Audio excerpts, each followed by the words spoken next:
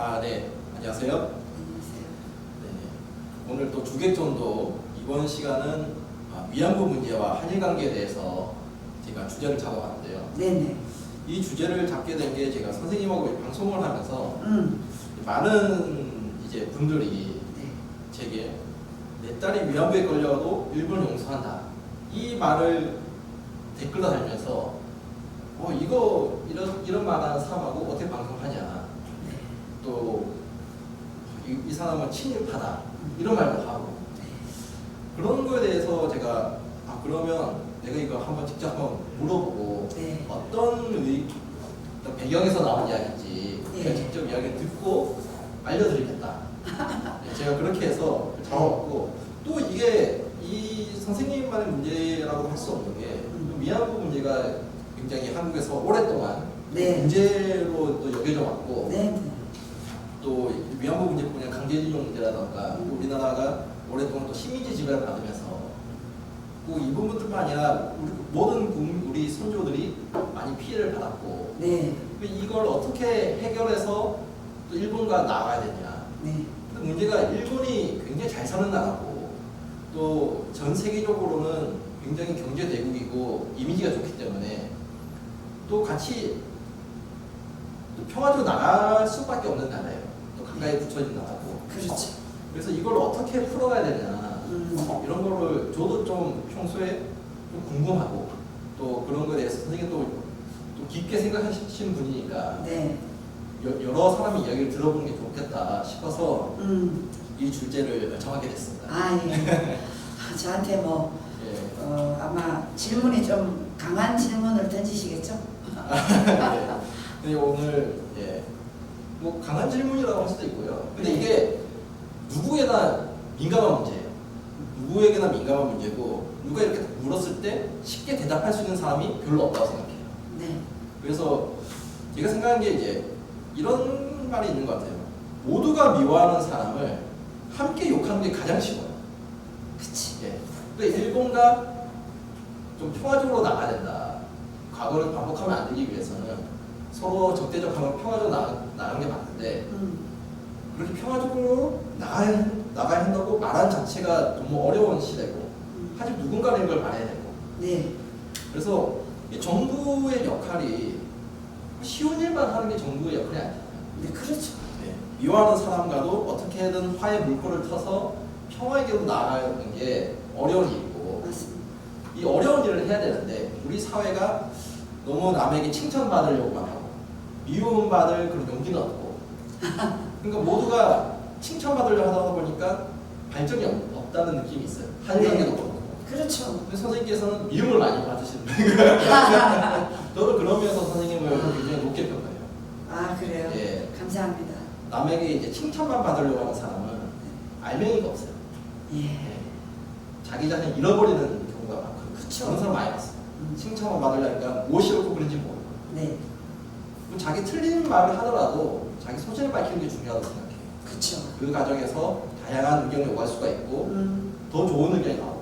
네. 그래서 선생님은 미움을 받는 분으로서 엄청나게 예. 미워받았죠, 좌파들은. 예, 저는 이런 선생님 같은 분도 좀 필요하다 생각합니다. 근데 저는요, 진보 민주주의라는 사람, 네. 학자들이고, 뭐, 진보 민주주의, 뭐, 교수라든지 이런 사람 많잖아요. 진정한 진보가 뭐예요? 진정한 진보는 지금 우리가 그 해방된 지가 지금 거의 이제 100년이 다 돼 가잖아요. 그렇게 되면, 아니, 100년 전에 있었던 이 문제를 가지고, 지금 시대가 21세기고, 대한민국은 특히나 영토라든가 국토가 좁고 정말 뭡니까 우리에게는 아무런 자산이 없어요. 거의 자산이 없어서 우리는 자산이라고 하면 사람밖에 없는데 이런 상황에서 이 진보주의자들이 진정한 진보는 일본과의 과거의 일제시대 36년에 대한 그것을 뛰어넘는 것이 전 진보라고 봐요. 진보 이름을 어디다가 잡아칩니까? 이 좌파들이. 걔네들은 지금 분배에다가 진보라는 이름을 갖다 붙이잖아요. 그 좌우는 생각 자체가 다른 거예요. 저는 진보라는 것은 지금의 사회보다 더 나은 삶을 우리 모두에게 누리게 하는 것이 그게 진보라고 생각해요. 뭐 우리하고 반대되는 저 북한을 보세요. 저게 진보입니까? 완전히 태보지죠. 저는 항상 그런 마인드로 이 시민운동을 시작했고, 저는 그 과거에 환경운동을 하면서 그때 당시에 지금 향후 이게 언제입니까? 3, 40년 전. 환경운동의 체열이 있잖아요. 체열이. 환경운동 체열이가 환경운동할 때 제가 거기 한 달에 그때 돈으로 5,000원을 냈어. 엄청 큰 돈이에요. 그 돈이. 그렇죠. 네. 저는 우리 사회가 과거에 그 정말 일제시대 때 저 위안부 문제 자체도 저는 국가가 가난하고 무능했기 때문에 당했다고 생각하거든요. 그럼 어떻게 해야 돼? 우리는 더 나라를 발전시키는데 모든 포커스를 맞춰서 다시는 우리 후손들이 저렇게 일본에게 다시는 일본이 아닌 다른 그 더 큰 나라에게 침략을 받지 않도록 하는 게 그게 이 문제를 해결하는 핵심이에요. 그렇게 되면 어떻게 해야 돼? 나라를 경제력을 포함시켜야 다시는 두 번 다시 위안부 문제가 안 일어난다고 저는 생각하는 사람인데, 그 마인드 자체가 일반 사람들이 생각하는 거하고 참 달라요. 저도 비슷해요. 그래요? 그래서 제가 이 이제 위안부 문제에 뛰어들었고요. 누구보다도 제가 그 위안부 문제, 이 문제를 해결해야 되는데, 어느 날 제가 이제 그 저희 집이 저 성북구였어요. 전철을 이제 버스를 타고 항상 지내가면 일본 대사관 앞에서 항상 데모를 해요. 저거 왜 안 와? 그때부터 제가 위안부 문제에 관심을 갖기 시작했어요. 그래서 이제 쭉 보면서 전에는 위안부 어르신 참 불쌍하다. 우리나라가 못 살아서 일본의 지배를 받을 때 저 사람들이 성노예로 뭐 강제로 끌려갔든 아니면 지금의 이 뭡니까 그 뭐 588 같은 창녀촌 이런 식으로 해서 여성이 끌려갔는데, 여러분 나라가 가난하면 가장 피해보는 사람이 여성이고 우리 나이에요. 노인이고. 그럼 우리가 어떻게 해야 돼? 과거에 매이면 안 된다 이거지. 모든 마인드가 현재에서 미래로 나가자. 과거에 매이면 우리는 또 저 북한보다 더 못한 나라. 대한민국에 53이면 북한은 1밖에 안 되는 나라. 저런 나라로 전락하면 일본이 또 침략 안 하겠어요? 할 수도 있죠. 할 수 있어요. 일본이 아닌 이제 중국이 대한민국을 먹으려고 그러니까. 뭐 역사적 사례가 있으니까요. 그렇죠. 일본도 오고 중국도 오고 했으니까. 그럼요. 뭐, 러시아 네. 안 옵니까? 쟤네들 다 공산주의자들인데. 그러니까 저는 제 이번에 한 얘기 아마 오늘 우리 대표님께서 저에게 선거 질문이 그게 아닌가 그런 생각을 하고 있습니다. 예. 질문해 주세요. 예. 그래서 이제 첫 번째 질문 아까 다시 들으면 내 딸이 위안부에 끌려가도 일본을 용서한다. 이 이야기가 어떻게 나오는 건가요? 이거는요. 예. 국민일보 기자가 예. 이거 얘기하면 조금 시간이 걸려요. 2010 내가 적어놨지. 2016년 12월 달에 한일 관계를 이제 마무리를 지었어요. 박근혜 정부와 일본의 아베 정부. 이 두 정부가 물밑에서 외교부에서 하여튼 뭐 심려를 기울여서 이 문제를 해결하려고 노력했어요. 그래서 타결이 됐어. 근데 그 타결이 되는 과정에서 아베죠. 아베 수상이 박근혜 정부에다가 전화를 해서 미안하다 사과를 했어. 그리고 이제 그때 당시에 돈을 우리나라 돈으로 일본 돈이 10억엔인데 우리나라 돈으로 환상하니까 한 106억 정도, 110억 정도. 이제 엔하고 오르면 이 값이 더 올라가고 그렇게 받았어. 그 타결을 치면서 이제 이 위안부 어르신들에게 미안하니까 우리가 이 재정적으로 그 위안부에게 위로금 좀 주겠다. 이렇게 해서 100억, 110억 가까이 된 돈을 받았어요. 위안부 할머니에게 한 분 한 분, 그것도 저희가 앞장서서 네. 교수들 불러놓고 세미나를 했죠. 하면서 이거 절대로 정신대 위안부 이 윤미향이 저런데 이 단체에 돈이 들어가면 안 되고 직접 할머니들 가정 찾아가서 직접 돈을 전달해라. 제가 그걸 세미나를 해서 자료를 청와대에 올렸어요. 그렇게 해달라. 그래서 정말 청와대에서 한 번 한 번 찾아가서 자금을 다 지원을 했어요. 그리고 나머지 돈이 사실 한 7억 정도 남아있는데 이 돈은 어디다 쓰느냐. 이거 가지고는 어르신들 살아있는 동안 아프든지 어디든지 하면 그거 이제 치유센터 이거를 만들어서 할머니들 돌아가실 때까지 보호하도록 그렇게 했습니다. 자, 그렇게 했는데 이게 회담 끝나고 합의 타결 다 돼서 외교 문서로 딱 작성을 해서 양 외교장관 도장까지 다 찍고 끝났는데 이걸 가지고 정신대 이 윤미향 이 일당들이 들고 일어나기 시작해가지고 난리가 나요. 그래서 제가 바로 이 회담 끝나자마자 1월 5일날 바로 일본 저기 윤미향이가 지금 하고 있는 정신대에 찾아갔어. 거기 앞에 가서 기자회견을 하는데 외신 기자서부터 다 왔지. 일본 기자들하고 다 왔어요. 그래서 저희들이 그래도 고생하시고 그 아픔을 겪고 있는 할머니들을 우리가 할머니들을 비하해서는 절대 안 되죠. 그래서 할머니들이 지금 연세가 거의 90이에요. 90이고 뭐 100살이 다 돼가 그러니까 그분들이 살아봐야 얼마나 살겠어요.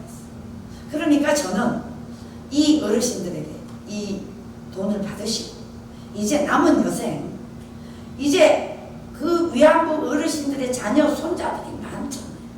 이 자녀 손자들이 어르신들 같이 다시는 이런 고통을 안 겪게 하기 위해서는 어르신들이 이제 저 일본을 사과를 하니 받아들이고 용서하시고 우리 후손들을 위해서 어르신들이 받아들여달라.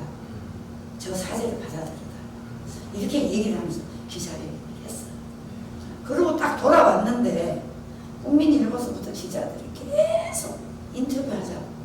그래서 이제 그 프레스센터에서 이제 커피숍에서 인터뷰를 하는데 얘네들이 유도 질문에 내가 넘어간 거지.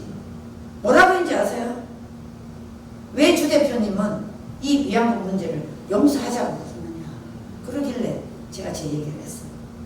시청자 여러분, 저희 아버지가 강제 징병을 갔다 왔어요. 그래서 아버지가 일본 군함 안에서 노동일을 시켰어요. 일본 사람들이. 그런데 밥을 안 주니까 너무너무 배가 고프니까 일본 오사카에서 배를 대놓고 거기서 이제 잠깐 휴식 시간에 너무 배가 고파서 아버지가 그 밭에 가서 고구마를 하나 캐먹었대요. 이게 딱 들켜가지고 아버지가 완전히 움직일 수 없을 정도로 문매를 맞으셔가지고 일본 그 배에서 높은 사람이 조선인인데 노동력이 안 되니까 아파서 산송장같이 누워있으니까 죽일 수는 없고 그래서 아버지를 조선으로 돌려보냈어요. 조선으로. 그때는 조선이라고 그랬잖아. 한국이 아니라. 그 조선으로 보내니까 아버지께서 평생을 그냥 시름시름 앓다가 제가 5학년 때 아버지가 돌아가셨어요. 그런데 아버지가 항상 어릴 때 우리 딸이 셋인데 제가 둘째고 제 위에 언니가 있고 동생이 있는데 아버지가 참 약초도 많이 못 드시고 막걸리 한 잔만 드셔도 술이 취하는 거예요. 그 정도로 몸이 약하시니까 아버지께서 뭐라 그러시냐면 앉혀놓고 그래. 조선은 강대국이 돼야 돼. 조선은 강한 나라가 돼야 돼. 그러면서 우리는 대국이 돼야 조선은 대국이 돼야 된다. 아니 내가 그때 대국을 어떻게 합니까? 그죠? 아버지가 앉으면 그 소리를 해. 아 우리 아버지 또 술 취해가지고 저한테 저런 소리 한다고 들었어요. 그런데 내가 알고 보니까 우리 아버지의 그 뜻이 너무너무 깊은 거예요. 아버지가 조선이 못 살아서 끌려가가지고 배에서 그 고통을 받으면서 맞으면서 그래 돌아와가지고 저를 낳았는데 저하고 제 동생 나하고 언니 이렇게 났는데 아버지께서 항상 조선은 대국이 돼야 되고 조선은 강해야 돼. 이 소리를 너무 듣기 싫어가지고 아버지 맨날 헛소리 한다고 그랬거든요. 그런데 내가 성장하고 이 나라가 1965년도 한일 외교 정상에서 합의하고 난 뒤에 일본 사람이 우리나라에 와가지고 제철을 지어주는데 자본, 돈, 인력 다 대줬어요. 기술.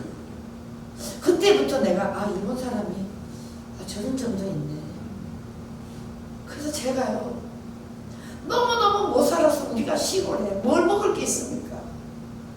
점심에는 물로 배를 채우고 아침에는 수제비 먹고 저녁에도 수제비 먹고 점심은 물로 배 채우고 시골에는요 그래도 우리 집은 농사가 있어서 잘 산다고 했는데도 그 정도로 봄철이 되면 먹을 게 없어요.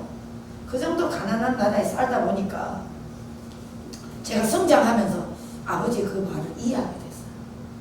그러면서 그렇게 가난한 포항이 종합제철이 들어오고부터 이게 먹을 게 생기고 밥도 생기고 그리고 돈도 조금씩 생기고 이렇게 되는구나.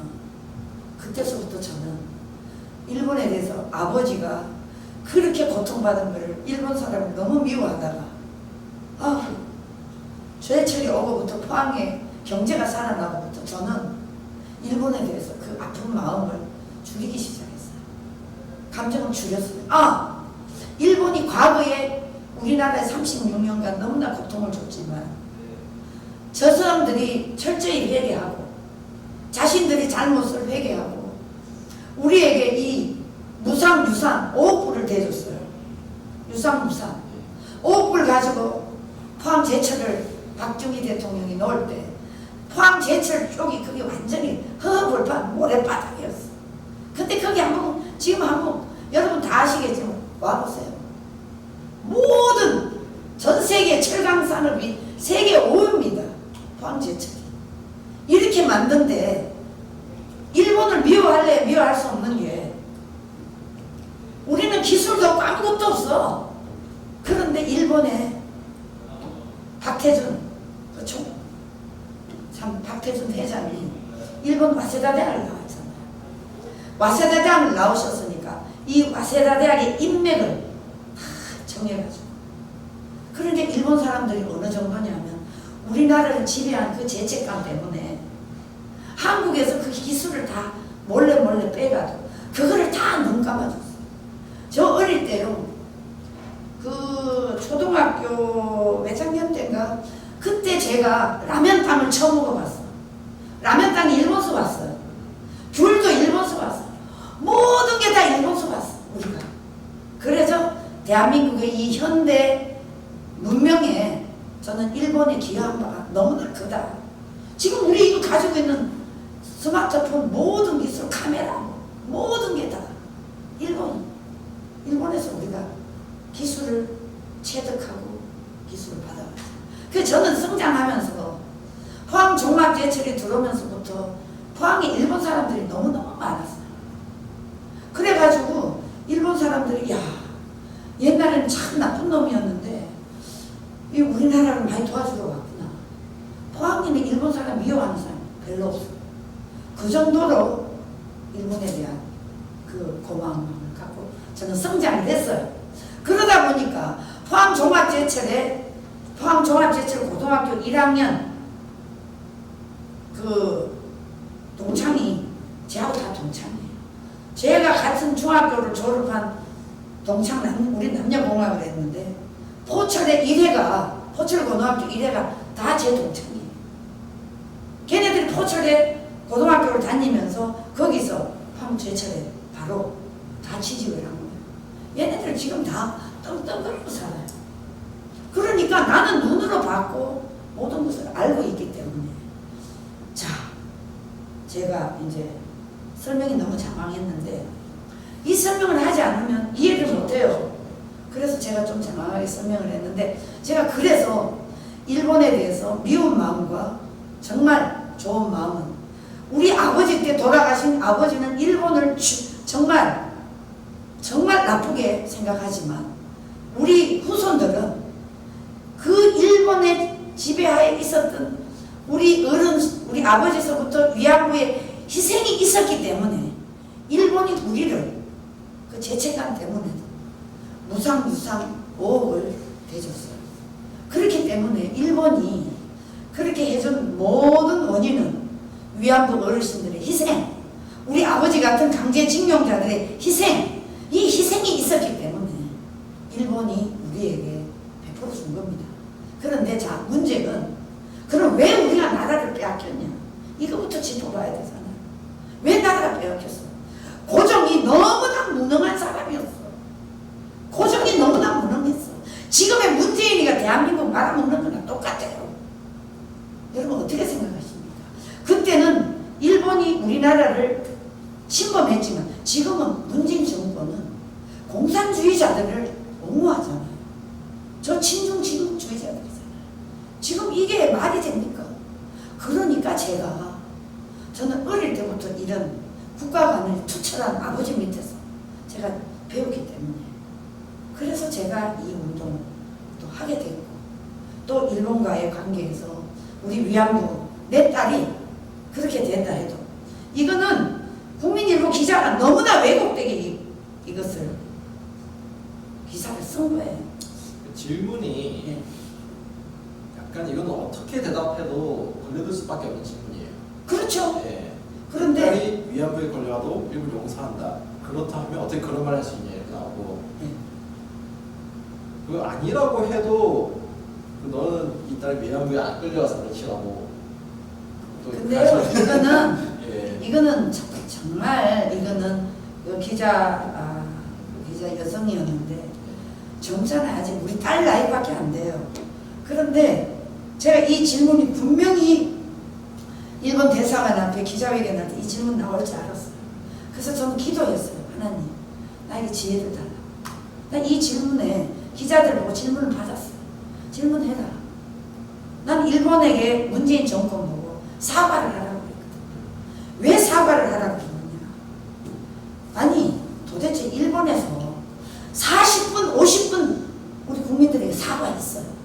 그러면 됐지. 뭐 일본이 수상이 바뀔 때마다 사과하라는 건 그건 외교적으로도 맞지 않아요. 그래서 제가 2016년 박근혜 대통령과 아베가 그 관계를 회복 어떻게든 외교적으로 타결이 됐기 때문에 이것을 문재인 정권이 완전히 다 파괴시켜버린 거예요. 그래서 지금 엄청난 고통을 받고 있어요. 근데 놀랍게도 어제 이 강제징용 문제 갖고 판결이 났는데 다 기각시켰어요. 지금 법원 판결이 다 기각이 나오고 있습니다. 자, 이런 것만 보더라도 나는 내 주장이 100% 주장이 옳다는 게 어디 있습니까? 그러나 우리 국가를 현재에서 미래로 가는 미래를 봐야지. 지금 아마 이 방송을 보시는 시청자 여러분들이 저에 대한 오해가 있을 겁니다. 근데 제가 그 오해를 기자들이 한 50명이 왔는데 거기서 내 질문을 받고는 이 질문을 받은 거죠. 바로 내가 이야기를 했어요. 자, 기자 여러분. 자, 제 딸이 만약에 그 동네 살다가 동네 깡패들 50명에게 집단 이지매를 당하고 집단 강간을 당했다. 그럼 여러분은 어떻게 하시겠습니까? 내 딸이 살고 싶어 하겠습니까? 죽고 싶어 하겠습니까? 내 딸은 분명히 죽고 싶어 하지. 그러나 부모인 나는 절대로 죽게 해서는 안 된다. 내 딸을 어떻게 해든 이 마음의 상처, 고통 이것을 빨리 치유를 시켜서 새로운 출발을 할 수 있도록 그 딸을 보호하고 관리하고 지켜주는 게 그게 부모 아니냐. 위안부도 마찬가지다. 위안부도 이 사람을 보호하는 건 국가다. 근데 국가가 보호해야 되는데 지금 이렇게 위안부 문제를 가지고 계속적으로 국가가 국가 간에 외교적인 타결을 지었는데도 불구하고 이것을 뒤엎어버리는 이 외교적인 지도자는 다르지 않다. 그렇기 때문에 나는 이 딸을 하루빨리 회복시켜서 정상적인 사람으로 가도록 하는 것이 맞다. 그리고 다시는 위안부 문제를 거론하는 것보다 빨리 과거를 잊는 것이, 그것이 이 내 딸에게도 미래를 향해서 가는 거 아니냐. 내가 이렇게 딱 답변을 했더니 기자가 그 50명 중에 나한테 반박하는 사람이 한 명도 없었어. 한 명도 없었어. 얼마나 그게 올바른 답입니까? 그러니까 얘네들 또 펑성 거지. 야, 조순 대표가 저렇게 대답할지 자기네들 꿈에도 몰랐겠지.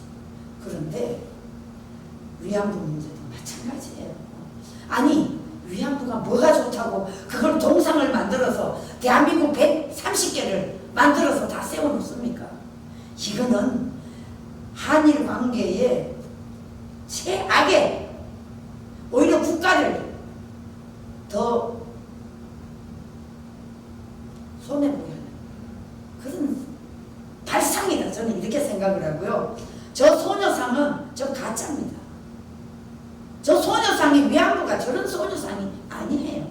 이 동상을 만드는 업자가 자기 딸을 거기다 앉혀놓고 그거를 소녀상을 만드는 거거든요. 이게 정상입니까? 그래서 저는 욕을 먹든 어쩌든 나는 내 자신의 소신대로 내가 성장해 오면서 이 국가가 위기에 처했을 때마다 나는 그걸 다 보고 자라온 사람이기 때문에 일본이 우리에게 과거에 잘못한 것은 이제 잊고 그 대신에 역사적으로 우리가 기억을 해야죠. 기억을 하면서 그것은 반드시 교육은, 나라가 가난하면 외세 침략을 받는다는 거 자식들에게 가르쳐야죠. 그렇지만 더 이상 이 문제를 가지고 거론하는 것은 외교적으로 너무 마이너스. 지금 대한민국은요, 일본에서 핵심 부품을 안 주면 우리는 바로 망해요. 그럼 제가 선생님 말씀 들어보니까 제가 좀 대충 정리한 게 있거든요. 네, 맞습니다. 제가 한번 이야기해 볼게요. 네. 선생님은 이제 어떤 내 딸이 위험에 끌려도 일본 용서한다 이런 말을 할 수 있었던 배경이 네. 부모님께서 강제징용 그렇죠. 네. 나도 피해를 당해본 사람이기 때문에 네. 나도 용서했으니까 그런 말 할 수 있다. 그렇죠. 그런 입장이신 것 같고. 나는 그런 입장이에요. 예. 근데 여기서 제가 약간 포인트가 있는 게 뭐냐면 선생님 굉장히 경제적으로 어려우시다가 네. 일본의 지원을 받고 그래도 경제적으로 좀 나아지니까 네. 일본이 그렇게 나쁜 데도 아니고 나의 배고픔을 좀 해결해 줄 곳이다. 전 여기서 약간 어떤 한일 관계를 풀 수 있는 실마리를 좀 찾았다고 보는 게 뭐냐면 이게 일본의 지원이 이제 포항에서 포항제철 짓고 있는 포항의 경제가 확 살아났잖아요. 그럼요. 근데 이게 한국 전체적인 게 아니라 지역에 집중된 경향이 있었다. 아닙니다. 그런 거 아닌가요? 포항제철은요, 여러분 지금 대한민국의 전체 집을 짓고 뭔 건물을 지어도 철이 들어가지 않으면 아무것도 할 수 없어요. 근데 이제 지역 경제는 이렇게 좋아졌는데 네. 이제 위안부 할머니 중에 되게 가난하게 사시는 분들 있잖아요. 어려운 분도 있고. 네. 저는 이제 일본의 사과만을 바라보는 게 아니라 일본이 책임져 줘주는 게 아니라 우리나라가 이렇게 유상으로 지원을 받고 유상 지원을 받고 네. 지수도 많이 들어오고 100%죠. 예, 이렇게 우리가 성장을 했으면 이제 그 일본의 지원을 직접적으로 받지 못한 분들도 있을 거 아니에요. 근데 이제 그때는 이제 박정희 대통령이 예. 일본과의 그 관계 속에서 네. 한일 협정을 맺었잖아. 그때 이제 제가 이제 역사 그 공부를 하면서 봤는데 일본이 오히려 우리나라에 받아갈 것이 더 많은 거야. 왜? 히로시마 원자 폭탄이 터지고 난 뒤에 미국의 유엔군이 우리나라에 연합군이 들어와서 일본을 하여튼 36년간 있으면서 은행에 돈 뭐 이런 거 하여튼 일은 하나도 못 가져나가게 다 뺐었거든. 미국은 우리한테 참 좋은 일 많이 했어요. 근데 일본 연합군이 들어와서 일본 사람들을 아주 맨몸으로 다 내쫓아줬거든요. 그러니까 그거를 대한민국 전체 조선을 다 따지니까 일본이 우리한테 받아갈 것이 더 많은 거예요. 여기다가 자산이면 뭐며 또 일본이 전쟁을 좋아했잖아요. 그러니까 저 북한에는 어마어마한 투자를 거기 다 했는 거예요. 그러니까 북한을 투자한 거는 만주까지 먹으려고. 일본이 뭐 전쟁 광이니까. 그렇게 하다 보니까 오히려 우리나라가 받을 게 아니라 줄 게 더 많은 거예요. 그러니까 이승만이 대통령이, 그 위대한 대통령이 일본하고 협상하다가 이거 결론을 못 낸 거예요. 근데 그 결론을 못 낸 결과 박정희 대통령이 들어와서 어떻게 힌트를 얻었냐. 여러분 이거 들어보시죠. 독일을 갔어요. 독일을 가서 돈이 없으니까 나라를 건설을 해야 되겠고 돈은 없으니까 독일을 갔어. 원래는 미국에 가서 돈을 좀 차관이라도 좀 얻어 받아 오려고 했대. 미국에서는 이 군사정부라고 완전 개무시하고 비행기도 안 주잖아요. 그러니까 어쩔 수 없이 독일에 간 거예요. 독일에 가서 그 아데나워 그때 아데나워가 아니지 누구였죠? 그 수상 있잖아요. 이 갑자기 생각이 안 나네. 그분이 우리나라 광부하고 그 간호사가 가 있었잖아요. 그 광부 간호사가 너무나 성실하게 일을 하니까 박정희 대통령한테 차관을 빌려주면서 그분이요, 그 수상이 박정희 대통령 힌트를 줍니다. 일본하고 잘 지내라. 일본하고 외교 관계를 맺어라.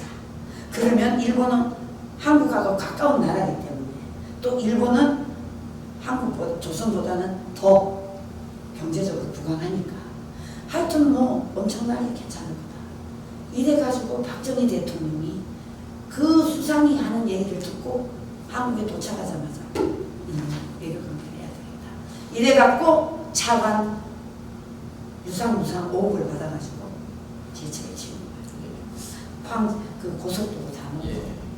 그러다 보니까 이거는 일본을 어떻게 생각하세요? 그러니까 일본 같은 경우는요.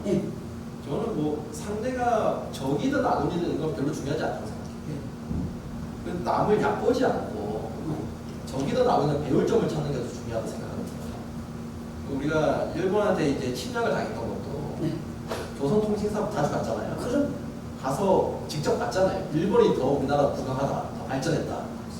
근데 거기서 우리가 배우려고 한 게 아니라 부들부들 떨었단 말이에요. 우리가 지는 것 같다. 그러니까 이거 이기고 지고의 문제가 아니라 남이 이렇게 잘 되고 있으면 내가 평소에 약봤던 사람이라도 이렇게 잘 되면 그걸 배울 점을 찾아야 되는데 그런 게 좀 아쉬웠다. 조선가. 우리는 지금이라도 이제 일본을 약보면 안 되고 너무 잘 살아라고 세계적으로 일본을 약보는 나라 우리나라밖에 없어요. 너무 문화적으로나 경제적으로나 일단 사람들 예의라든가 이런 게 너무 긍정적으로 평가를 하고 있어가지고 이런 거 우리가 배워야 된다. 저기는 남이든 뭐 아군이든 그걸 떠나서 그래서 이제 다시 이야기로 돌아오면 일본으로부터 지원을 받아서 우리나라가 발전한 거는 좀 사실이에요. 100% 사실이에요. 그렇다면 이제 우리가 이제 일본의 입만 바라봐야 되냐. 위안부 문제라든가 이런 게 왜 일본이 모든 걸 해결해 주려고 하냐. 우리가 이 정도 발전했으면 일본이 책임져 줄 걸 바랄 게 아니라 우리 사회의 역할이 중요하다고 생각해요. 그렇죠. 그러니까 선생님께서 이제 언급하셨지만 우리 작가님이 그 말이 나하고 똑같아요. 그러니까 선생님께서 아까 말씀하신 것 중에 제가 힌트를 얻은 게 뭐냐면 선생님 기독교시잖아요. 네, 저는 기독교. 기독교는 뭐예요? 용서하는 거고 관용이고 또 지금 이렇게 내가 억울한 게 있어도 4, 5세기에 가면 예수님이 판단해 주신다. 그리고 교회 사람들이 또 서로 위로를 해주고 공동체 의식 있잖아요. 네, 그렇죠. 저는 이런 거를 우리 사회가 좀 해야 된다 생각해요. 우리가 가해자라고 해서 이 사람이 사과하고 훌륭하고 막 보상 다 해주면 얼마나 좋아요. 근데 항상 그런 사람이 있는 게 아니란 말이죠. 그렇죠. 오마이뉴스가 제 책을 표현했는데 맞아. 사과도 안 하고 협박하고 맞아. 그럼 끝이에요. 그 봐. 하물며 저 작은 그러니까요. 그 오마이 같은 놈들도 박원순 피해자 맞아요. 죽어보면 끝이에요. 맞아. 그 박원순 피해자 그렇게 욕을 얻어먹고 욕을 먹을 일이 아니잖아요. 전혀 아니죠. 피해자. 해야죠. 건데 네. 그러면 우리가 손 놓고 있을 일이 아니라 사회의 역할이 더 중요하다는 거예요. 네. 이 가해자가 훌륭한 사람이 좋겠지만 훌륭한 사람이 아닐 경우에는 우리 사회가 좀 중심적으로 우리가 도우려고 해야 된다. 맞습니다. 그래서 이 위안부 문제라든가 경제진용 문제도 일본에게 계속해서 이걸 배상해라 이런 것보다도 우리가 먼저 도와주면 돼요. 그래서 예. 작가님, 예. 제가 아까 작가님이 그 우리 사회적으로 이것을 마무리해 줘야 된다. 이 얘기 내 100% 공감하는 게 그렇기 때문에 저는 기독교 신자잖아요. 그러니까 용서해야지. 용서하지 않고 언제까지 우리가 반목만 할 것인가. 그때 당시에 제가 이 말을 할 때는 그 우리나라가 지소미아가 일본하고 관계가 돼 있어요. 이 지소미아는 정보거든요, 정보. 북한이 미사일을 갖고 있기 때문에, 핵미사일을 갖고 있기 때문에 이 정보를 가장 빨리 캐치하는 일본 오키나와 쪽이잖아요. 그러니까 지소미아를 지금 미국은 계속적으로 이 지소미아를 통해서 한미일 삼각관계에서 정보를 주고받는데 이 문재인 정부에 들어와서 완전히 한일 관계를 최악으로 몰아가면서 지소미아가 연장하는 날짜는 12월 28일인가 그래요.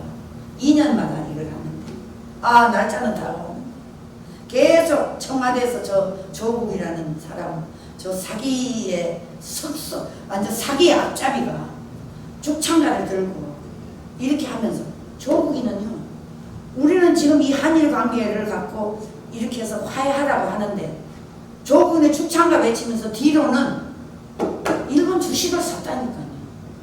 이게 있을 수 있습니까?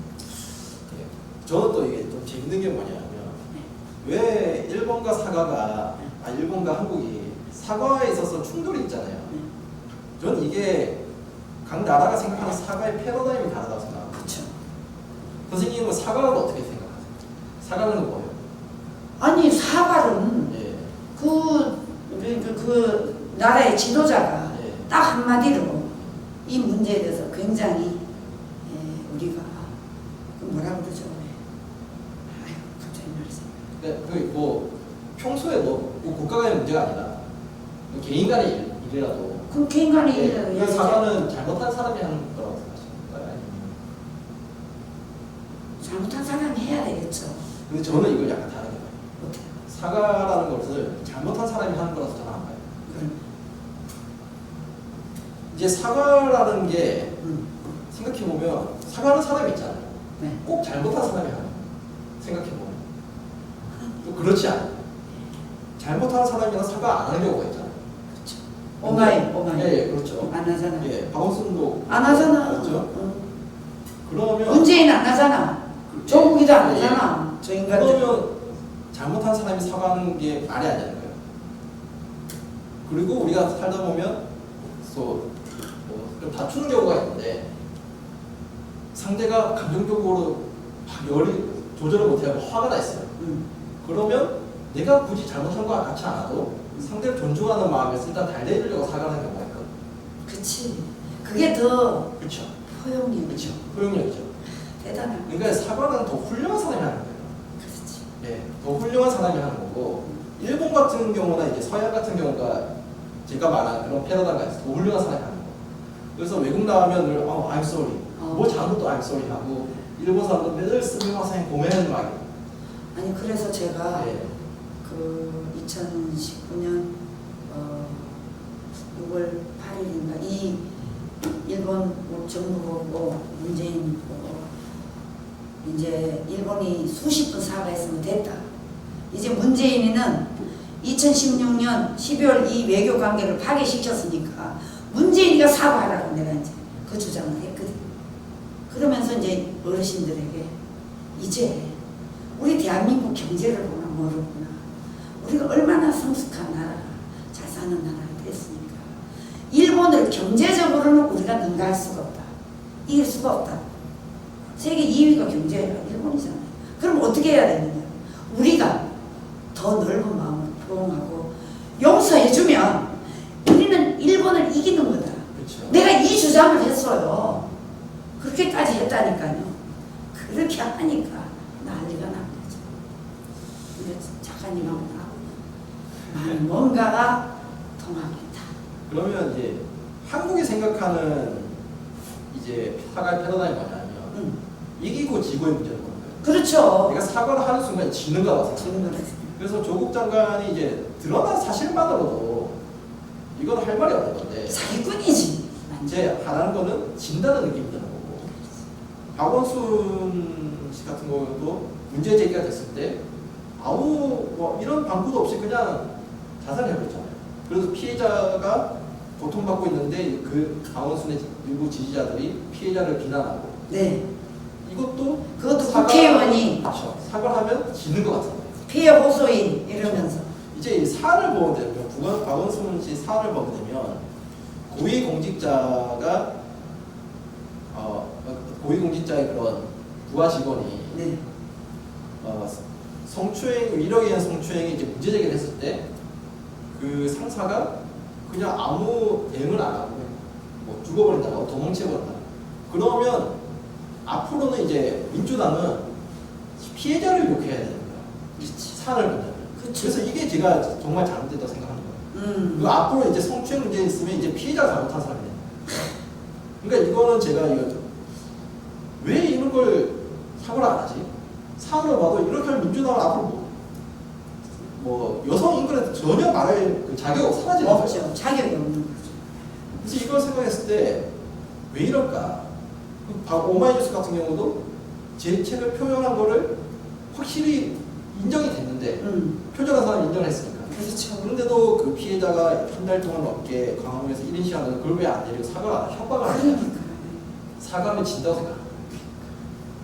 이게 그렇다고 이게 또 진보 정당의 문제만 아니냐. 또 그건 아니라고 봐요. 우리 사회도 살다 보면 사과를 그렇게 안 하잖아요. 뭐 미안하다 이런 말 안 해요. 조국이. 아니, 조국도 그렇지만 문재인. 예, 우리가 일반 사람들도 추미애. 예, 일반 사람들도 어디 부딪히면 외국에서는 미안합니다. 그렇죠. 죄송합니다. 이런데 부딪히면 서로 화를 내요. 너부터 사과해. 이런 눈싸움을 하게 되고, 또 우리나라 또 그런 말 있잖아요. 화를 내야 일이 해결된다. 이게 서로 사과를 안 하다 보니까 누가 화를 내요. 그러면 더 훌륭한 사람은 이 사람 기분을 풀어주기 위해서 사과를 한 건데 이 사람 사과해서 내가 이겼다. 한국 사회에서는 화를 내야지 일이 해결되는구나. 그러니까 사람들이 나는 이 사람의 존중해서 내가 잘못한 거 없다 생각해도 사과를 했는데 이 사람은 그냥 내가 이겨버렸다고 생각하는 거예요. 네. 그럼 우리 사회가 분노 사회가 되는 거예요. 그러니까 우리 사회가 이제 화를 내는 게 사과해야 될 패러다임이 이기고 지금 문제로 보는 거다. 우리가 이거를 약간 선진국식으로 사과하는 사람이 훌륭한 사람이다. 이런 식으로 하면 바꿔가면 좋은 거죠. 그래서 그런 문화를 바꿔야 그렇죠. 그렇게 바꿔야지 이게 우리 사회도 분노 사회에서 가고 좀 마음의 평안을 찾는 계기가 되고 갑질도 사라지게 되고. 네. 갑질 이런 것도 다 보면 사과하기 싫어서 그런 거예요. 그렇죠. 네. 사과하는 순간 진다고 생각해요. 근데 또 사과를 하면 상대가 네. 그걸 좋게 받아들여야 되는 거죠. 사과하면 너 나한테 이제 그렇죠. 머리 쳐박고 이런 식으로 그렇죠. 이게 말이 안 되는 거예요. 이게 잘못된 거라고. 이제 지금 우리 작가님 말씀대로 제가 이제 왜 일본에 내 딸이 그랬다 해도 사과를 나는 용서한다는 얘기 이해 가셨어요? 그러니까 이걸로 선생님이 사과하는 순간 그 사람들이 이걸로 계속 갈까봐. 그렇죠. 근데 이거는요, 사과는 훌륭한 사람이 하는 거예요. 그러니까 내가 생각했을 때 이건 좀 심했다 싶은 거는 작은 거라도 사과하는 게 더 훌륭한 사람이고. 아니 국가가 지도자가 무능해가지고 그 피해를 여성이라도 백성이 보는데 그것을 얘기하는 사람이 왜 그걸 가지고 이 언론이나 이런 데가 나쁘게 표현을 해가지고 저 하나를 완전 매장시켰어. 이 문제를 가지고 나는 너무나 좋은 의미로 얘기했거든. 왜? 난 기독교 정신으로 얘기한 거야. 이게 아니 100년 전 얘기를 언제까지 끌고 갈 건데 아 그리고 100년 전에 있었던 이 나라가 지금 그때하고 지금하고 엄청난 차이가 나는데 거기 과거에 매달려서 이것만 갖고 하자는 사람들은 바로 민족주의자들. 이 민족주의자들이 이걸 가지고 지금 대한민국을 계속 문제를 일으킵니다. 전 이렇게 봐요. 시대가 지금 21세기고 우리나라는 세계를 다 지금 마음대로 갔다 왔다 하는데 북한이 갈 수 있나? 사과 이야기를 좀 더 해보면 이제 일본 같은 경우는 더 훌륭한 사람이 사과를 한다고 생각하는 거고 한국은 이기고 지고의 문제로 와서 이제 일본이 한번 사과를 하면 사과했다 내가 이겼다 이런 승리감에 계속 느끼는 게 있어 한국이. 아니 근데 작가님 지금 용서 사과한다 진심으로 사과한다 이거 40분도 넘어 일본이 우리한테 한 것이 기록이 다 있어. 그런데 또 하라고 계속 이거 하지만 이거는 보이지 않는 이 말이 정신되지 이거를 믿기고 돈벌이 하든 그리고 여기에 보이지 않는 친중주의자들이 한일 관계와 한미일 관계를 무조건 끊기 위해서 그렇게 해야만이 대한민국이 미군 철수도 되고 이게요 이걸로 보시면 안 돼요. 복합적으로 우리 국가의 모든 게 달려 있어요. 그렇기 때문에 나는 우리 가정이 피해자고 우리 아버지가 피해자고 그 피해자의 우리는 단돈 1원도 국가에 요구한 적도 없고 받아본 적도 없고 그렇지만 우리는 나라가 잘 돼야만이 앞으로 이런 일이 반복되지 않는다는 차원에서 나는 분명히 그렇게 얘기를 한 거니까 이것을 우리 시청자 여러분들은 저희 이 깊은 뜻을 아셔야 돼요. 우리 사과를 우리가 요구를 하잖아요. 네. 그러면 사과를 요구하는 게 굉장히 좀 신중해야 돼요. 왜냐하면 사과를 그 사람이 받아버리게 되면 용서를 해야 돼요.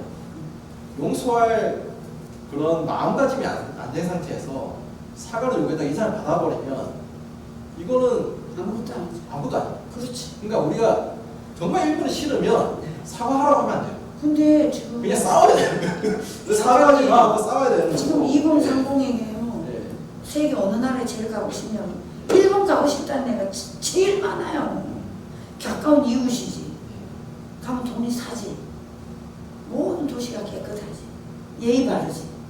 우리가 일본한테 배울 거 많아요. 이런 거 많죠. 네. 그래서 이제 일본이 뭐 사과를 한 40번 넘게 하고 네. 이게 문제가 뭐냐면 일본이 그렇게 사과를 받았잖아요. 요구를 받았잖아요. 우리가 사과해가지고 이거 자체가 잘못된 거예요.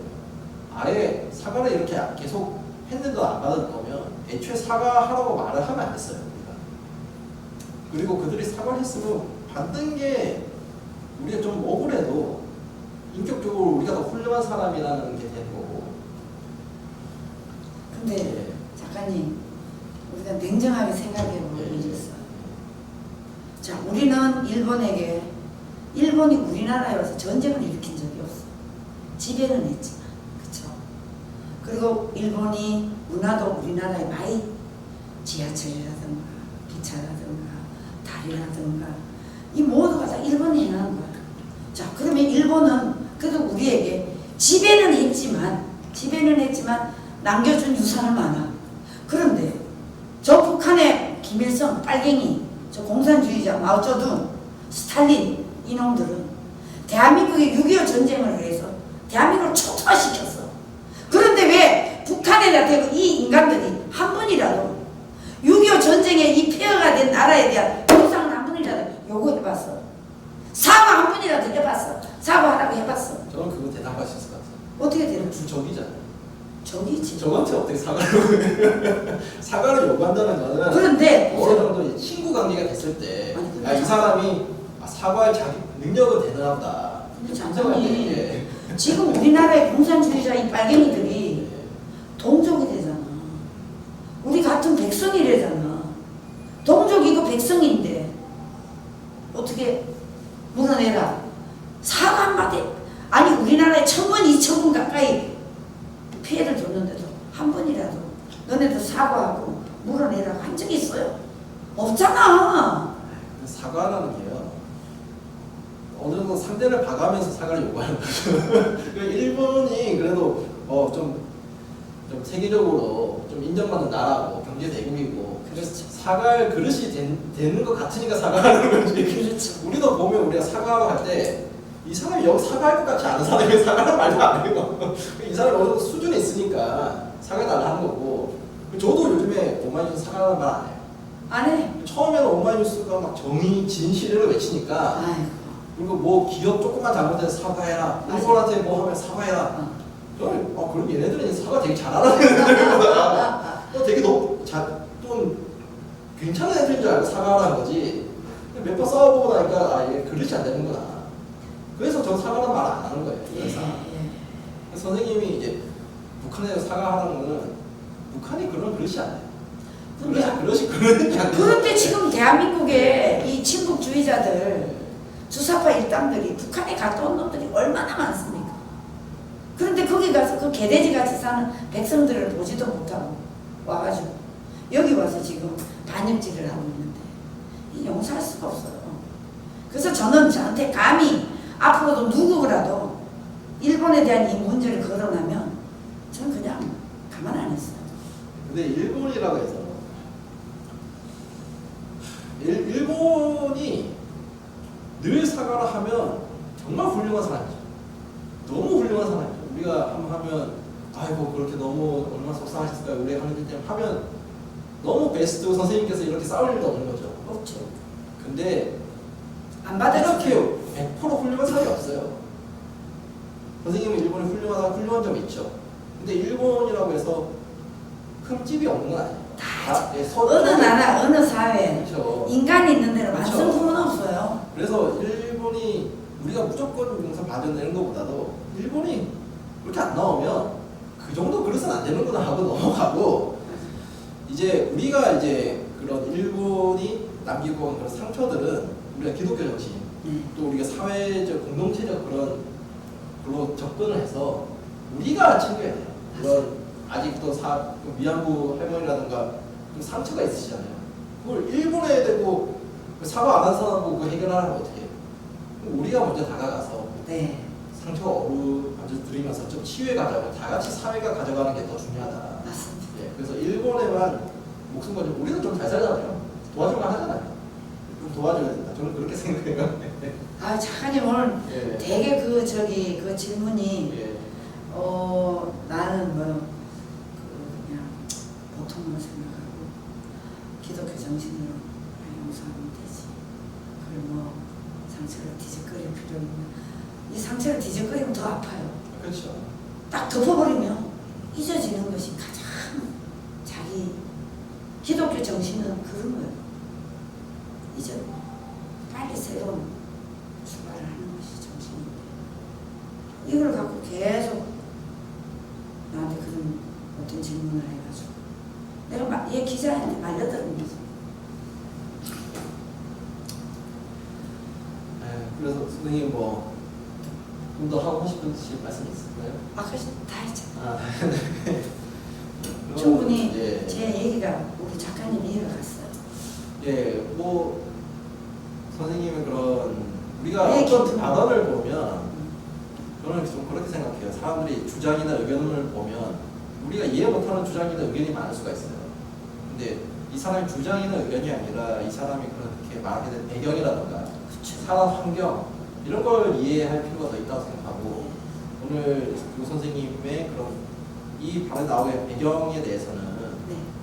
사람들이 이제 오해가 있었던 것도 있고 왜 그런 아픔이 있었기 때문에 또 그 말씀을 하셨구나 네. 사람이 이해할 수 있는 계기도 될 것 같고 그럼 다행입니다. 예, 또 선생님도 혹시 이 발언 자체가 오해가 될 수 있는 발언이에요. 그래서 선생님께서도 한번 이 말에 대해서 혹시라도 오해를 해서 상처 입은 분들이 있다면 얘가 좀 말이 심했다. 예, 좀 그렇게 질문 들어준 것 같아요. 네. 그러면 오늘 이렇게 선생님과 이런 이야기를 들어보는 시간을 가졌고요. 네. 우리 사회가 이제 이런 거 좁혀가는 또 이러면 개개되는 것 같고 다음 시간에 또 다른 주제를 가지고 또 이야기를 해보도록 하겠습니다. 네. 감사합니다. 아유, 감사합니다. 초대해 주셔서 고맙습니다.